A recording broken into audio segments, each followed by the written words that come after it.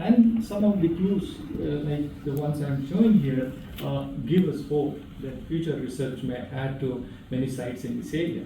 And then we come to this particular phase of microliths. As I said, in Africa, they go back to 80,000-90,000, but here we find them in Kutch area, in Saurashtra area. They are made from different types of stones. We call them called chalcedony, agate, jasper. They are called high quality. They are glassy, vitreous in nature. When broken, they are very, very sharp.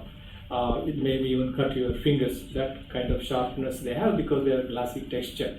So these sites are contributing to a better understanding of expansion of modern humans, Homo sapiens, into different parts of Kutch area and so on. And then we also find this type of tool. What we can see here, this has a tank. So this is hafted. This is hafted into long shaft. So it's much like a missile. So an advancement in technology, in hunting strategies. So these upper Paleolithic, late Paleolithic people were, large game, big game hunters, and they were more efficient in hunting strategies and so on. And they produced entirely different types. So these tanged kind of shouldered points we call, they are found in Africa, in northern Africa, and also in several sites in India as well. And other kinds of bifacial tools, scrapers, points, and blades and so on. These are very common. And then we have these in Saurashtra. There are sites. These are some of the sites we have plotted here. The best example comes from this place called Adichadina Wow in Junagadh Hills, where this is the kind of the miliolite formation. And below here there is a gravel body, and this gravel body yielded artifacts of this type. It's a very rare thing, and one had to be very courageous and adventurous to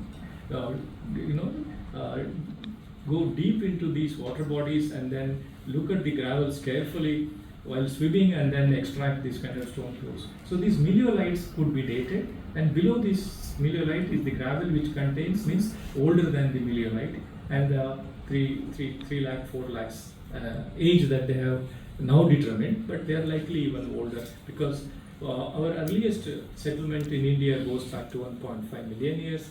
And so these were the days when we did not have the modern dating techniques. So if we go back and reinvestigate and apply modern dating techniques, we will surely be able to figure out how old they are and so on. So these are some of the sites which are distributed in inland area. But then the Hiran Valley, to the mouth, in the mouth of the Hiran Valley, we have exposures where we have found Middle Paleolithic tools associated with gravel bodies and so on. So this is one such gravel body, and this gravel body contains cobbles and pebbles of quartzite and so on. And they were used for making this kind of large cutting tools called hand axes and so on, and including what we call Middle Paleolithic flake tools. And the site of Sursundi was excavated by A.R. Marathe. He found this kind of tools. It's not so clear evidence, but yet there is these pieces of stone do give us evidence of human workmanship. The shape is not natural; it is an artificial shape. So, is a lateritic cave, and they excavated in this area and found these kind of tools. We don't know the age of these, but we still know. What we know is these caves in the Konkan region were colonized or occupied by human ancestors. And then in Malvan area, when Dr. Wadia was working, she was focusing on these outliers of Kalabhi quartzitic formations, and she found on the surface scatter some of these types of Middle Paleolithic flake tools with sharp edge and so on, cutting edge, and then flakes with scraping edge and so on. So this evidence is not abundant, but now in the last 20 years, more and more sites are being reported, and an additional body of evidence in the form of art, like what we call geoglyphs, are also being brought to light, and then numerous hundreds of microlithic sites are also brought to light. So that is what we see. These are typical. I'm not getting into many of the examples. Just an example, one example which shows the geoglyphs that have been identified in the Konkan region. There are 80, 90, or even 100 sites now in the last 3-4 years. So this is not unique to Konkan. Long before these were identified in the Konkan area, the southern Goa region was the first region where such geoglyphs were reported. Unfortunately, it did not attract attention of many, interested archaeologists, but they remain to be of interest of amateur archaeologists, and then, passing references to their presence. But their context was not clear. Even today, their context is not clear.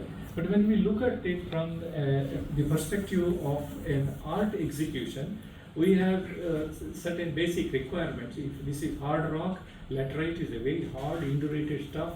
It cannot be manipulated with simple stone tools, and then it is not suitable for cultivation of food crops. We can only cultivate horticultural crops and so on. So how this kind of rock surface was utilized by man, and what was the technique behind, and gives you some clues. Perhaps these are all not older than Iron Age and so on. So then, given this background, we would like to look at these particular questions, like who were the